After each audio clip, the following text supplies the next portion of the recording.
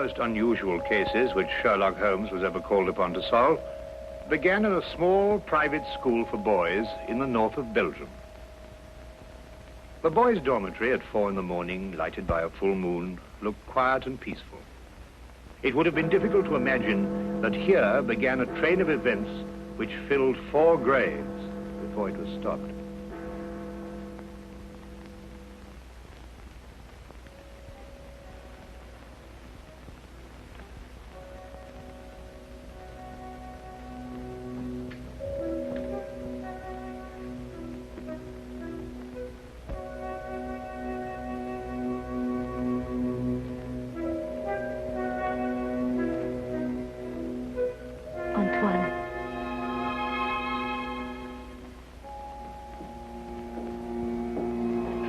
Antoine.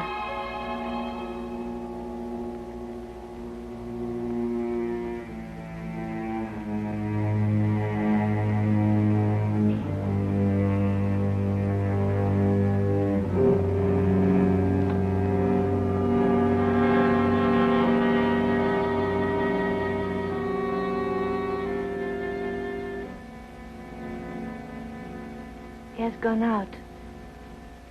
Didn't you try to stop him? I called his name. Either he did not hear or pretended not to. I was afraid to startle him.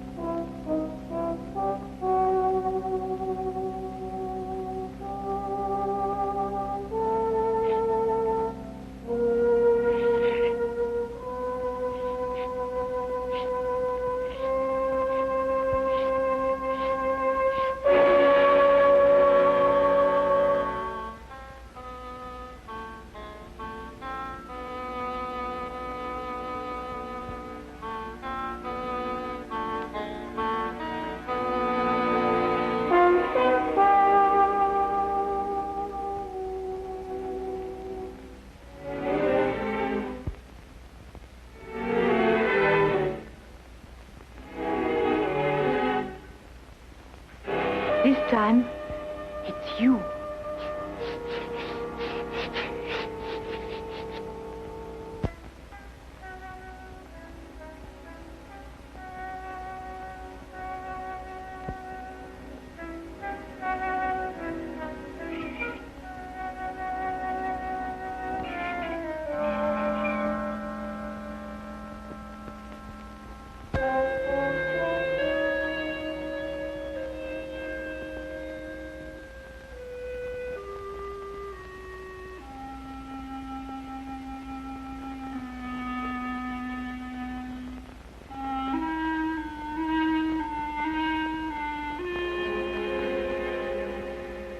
Caron, is there nothing wrong?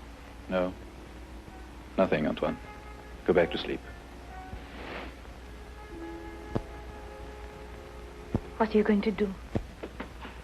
The police? It will be the end of my career. We'll have to close the school. Send the boy away? Would that stop it? I suppose not. It's horrible. 3 deaths in 3 months. Each one foretold by the writing on the church steps. I still think the police... No. But your own life... I've never felt in better health. And if I'm careful to keep out of drafts and avoid falling downstairs... How can you joke at a time like this? There's a man in London. He's solved cases even more hopeless than this. Sherlock Holmes? You thought of him? Let me write to him. And ask him to do what? To come here, investigate. Find out who is responsible for those deaths and how a schoolboy can tell in advance who is next to die. And have the school invaded? Our teachers questioned? Our boys terrorized? I'll do my own investigating, Mademoiselle Grande. In my own way.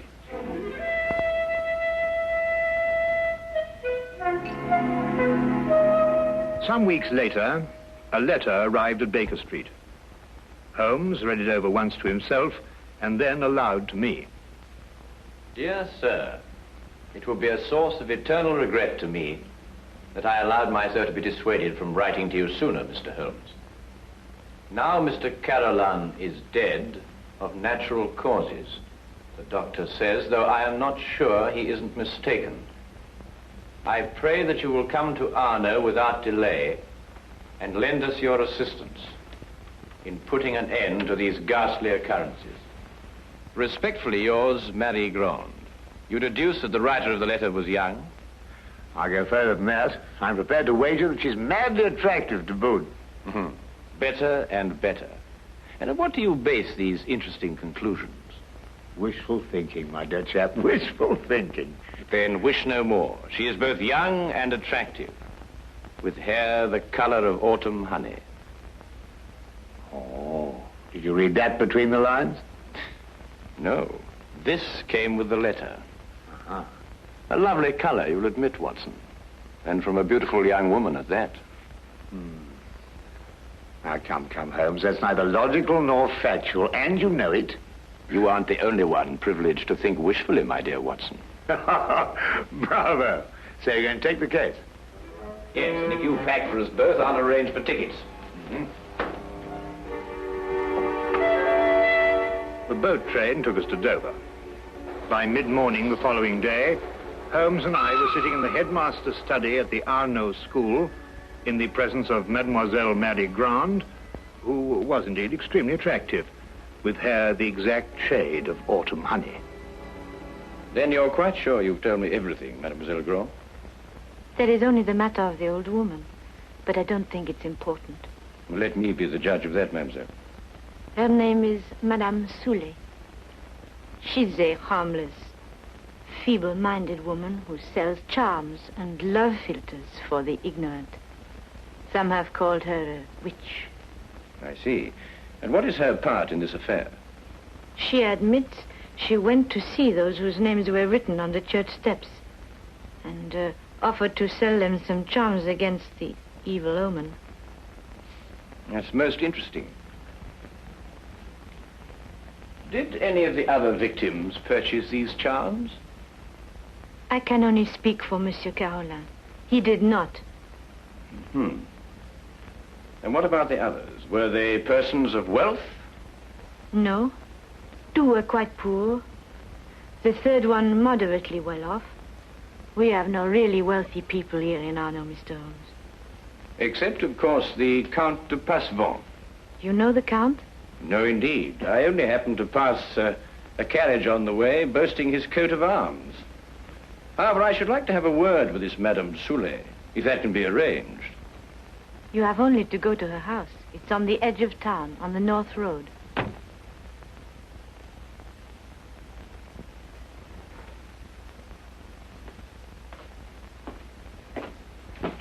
Monsieur Manelli, this is Monsieur Holmes and his friend Dr. Watson. Monsieur Manelli, our new headmaster. How do you do? How do you do? Now that you're here, Mr. Holmes, we have hopes at last of getting to the bottom of this terrible affair. Thank you, sir. I can only hope to do my best. Mademoiselle Grande has given you all the facts? All the facts at her command. Perhaps you can supply some additional ones. I am sorry, no. Mademoiselle Grande was the favorite member of the faculty here. She had Monsieur Carolin's confidence, not I. I see. And now that I've had the honor of meeting you gentlemen, I hope you will forgive me if I go to meet my class. But certainly. By the way, mademoiselle, Dr. Dimanche is waiting in the vestibule. Did you send for him? Yes, I did. I'll go and fetch him. I'll be back directly.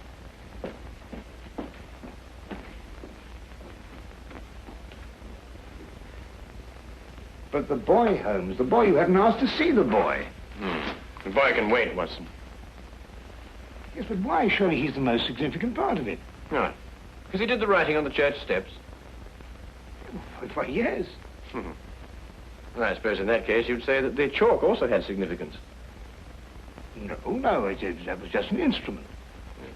Precisely, my dear Watson. Precisely.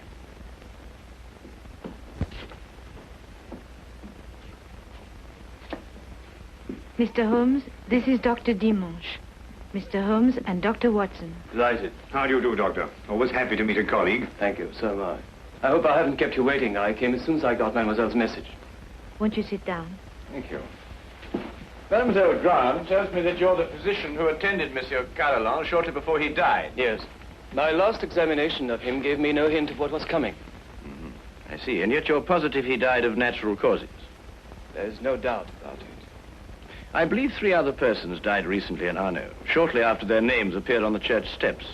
Did you attend them also? Arno is a small town. I'm fortunate or unfortunate enough to be the only doctor here. Previous to your present fortune, or misfortune, you practiced in Paris, I understand. I see Mademoiselle Grant has briefed you well. I told nothing of your past, Doctor. Then how do you know? Well, you dress with the flair of a Parisian. And if you've been living here any length of time, I should imagine you would have acquired a more homespun costume. I might have ordered these from Paris. On the income of a country physician. What do you think, Dr. Watson? Hardly likely, Holmes. Capital, Mr. Holmes. Your powers of deduction have not been overrated. But you didn't ask me here to discuss my clothes or my income. How can I help you? Dr. Dimanche, of what exactly did Monsieur Carolan die? Heart failure. Were you carried out a post-mortem? There's no need. The signs were obvious. I see. And you saw nothing suspicious, either in the case of Monsieur Carolan or of the other victims? Not one thing, Mr. Holmes. That's interesting. Perhaps you'd care to put forward a theory of your own as to the connection between the prophecies and the deaths. I have no theory. The explanation lies either in the most extraordinary combination of coincidences or in some sort of prevision on the part of the boy, Anton. Do you believe in prevision or telepathy? Years ago, my professor at Salpêtrière did suggest there might be something in it. For myself, I don't know. I neither affirm nor deny. Then I believe you can tell me nothing more for the present, Dr. Dimanche. Don't hesitate to call on me again. Now I must go back to my surgery. I may have a patient waiting. You never can tell. I'll be here early tomorrow afternoon for the monthly examination, mademoiselle.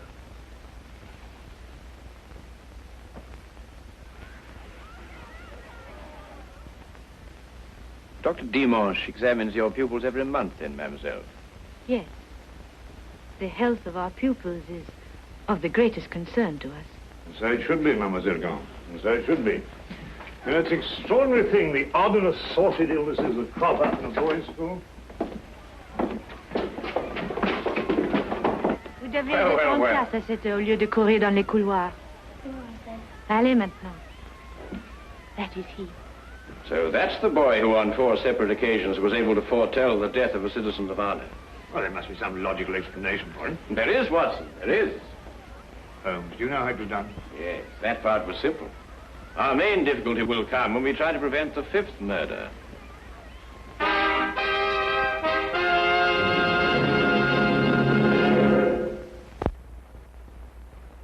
Turn to the case of the deadly prophecy.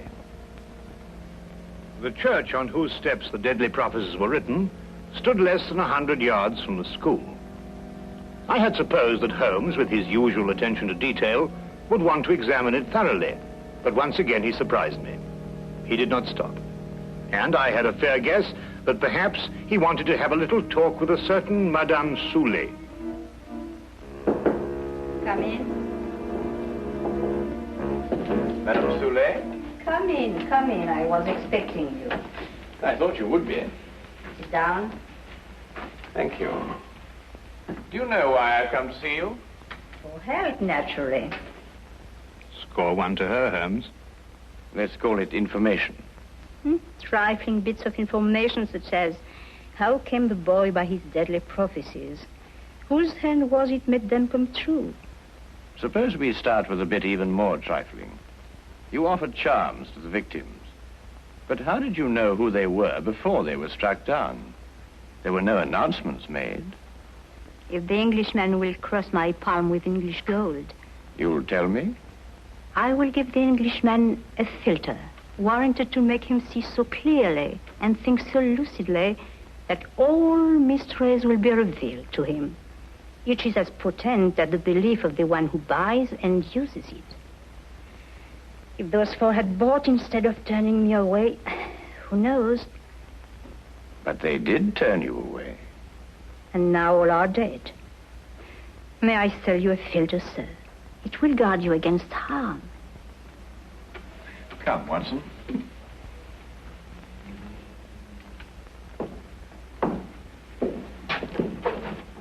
Good day, Madame Soulet. You are a wise man. You say little and listen well. Good day to you, sir.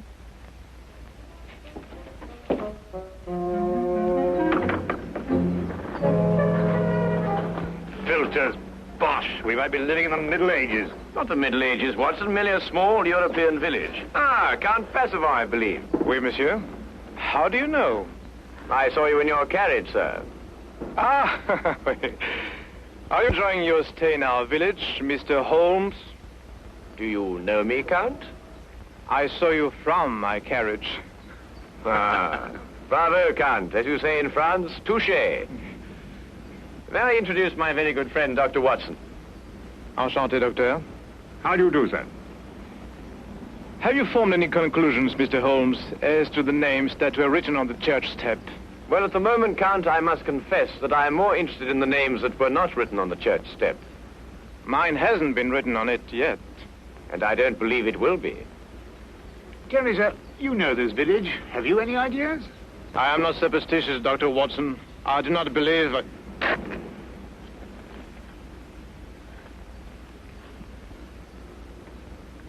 You're not superstitious, Count?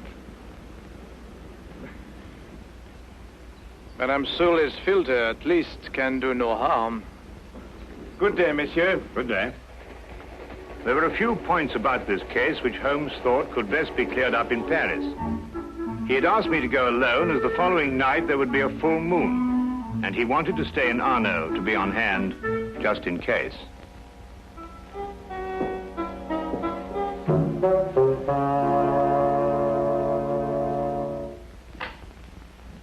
What is it? What's happened?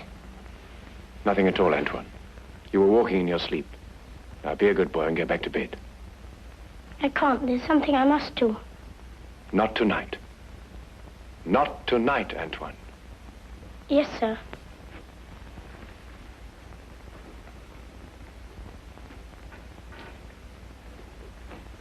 What does it mean? It means that nothing further will happen tonight. Sleep well, Mademoiselle Grand.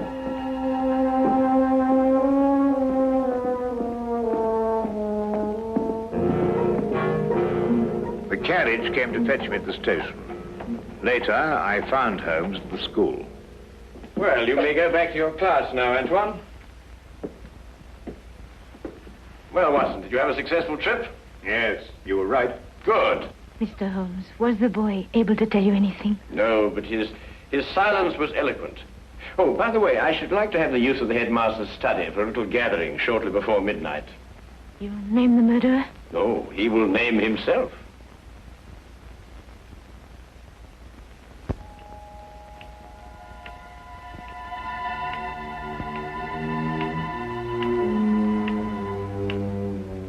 It's almost midnight, Mr. Holmes. Must we wait much longer? good evening, Count. I think you all know Count Passavant. Count, you met Dr. Watson in front of Madame Soulet's cottage. Would you be so good as to take that chair, Count? I expect you're all wondering why you've been invited here at such a late hour this evening. Well, we are concerned with the murder of Monsieur Carillon and of 3 other citizens of Arno before him. Mr. Holmes are sure they died natural death. I happen to believe that they were murdered. Now, the question is, with what motive? Profit? But these were ordinary people of modest means. The murderer could scarcely hope to enrich himself at the cost of their lives. Now, a thought occurred to me, and I decided to go and see Count Passavant and ask him if his life had been threatened too.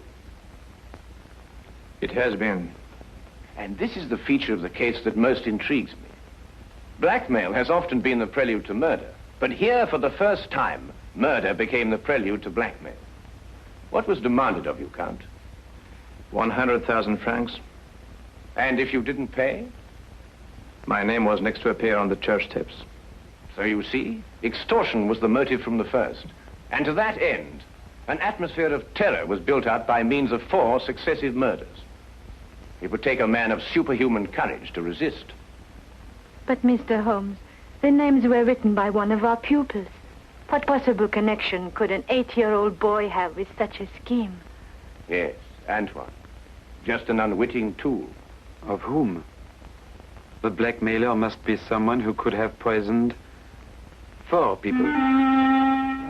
Don't distress yourself, Madame Soulet. The killer meant suspicion to fall on you. But a person of your simple habits wouldn't play so dangerous a game. No. There is a suspect close at hand, who not only had an expert knowledge of poisons, but to whom the boy has been far more accessible.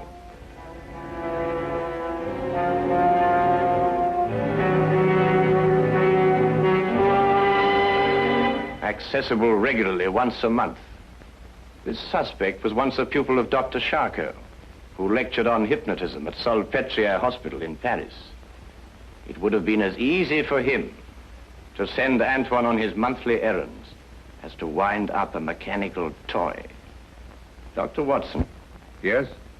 Yesterday in Paris, you made certain inquiries into the character and education of this suspect. What did you discover? I discovered that he was a spendthrift and a wastrel who had quit Paris in order to escape his creditors. It's a lie. Calm yourself, Dr. Dimanche. I, too, have dabbled in hypnotism. This morning, Antoine and I had a little talk. I suggested that he come down here at midnight and point out the person who instructed him to write on the church steps. The person he was instructed not to remember when out of the hypnotic trance. It lacks but 1 minute to 12 now.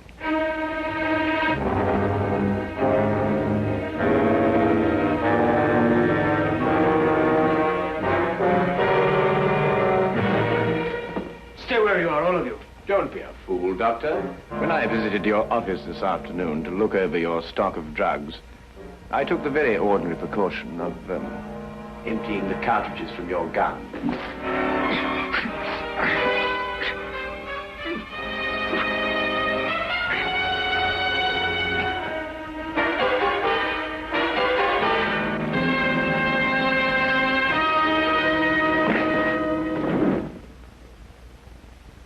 Should we wait for the boy to make the identification, Mr. Holmes? Mademoiselle, Mr. Holmes's deductions are always completely truthful and completely accurate. But the methods by which he achieves these ends are not always so straightforward. He said that he'd hypnotized the little boy to have him come here tonight at midnight. How did you know it was a bluff? You also said that the gun was unloaded. Oh,